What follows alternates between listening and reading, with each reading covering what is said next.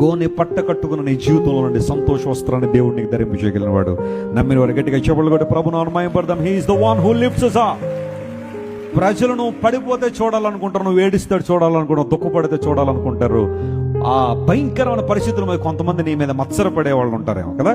ఈ రోజున ఎక్కడ చూడండి ఏం నడుస్తూ ఉంది?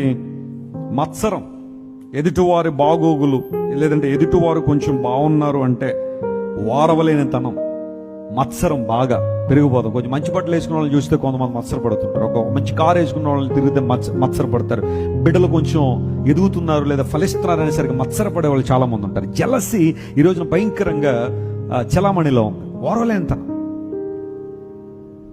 ఒకవేళ మత్సరానికి నువ్వు గుర్రవితే పర్వాలేదు, తర్వాత సంగతి దేవుడు నీకు రివార్డు ఇస్తాడు. కానీ నువ్వే ఎవరి మీద మత్సరపడుతుంటే జాగ్రత్త సుమా, ఇబ్బందులు పాలవుతావు.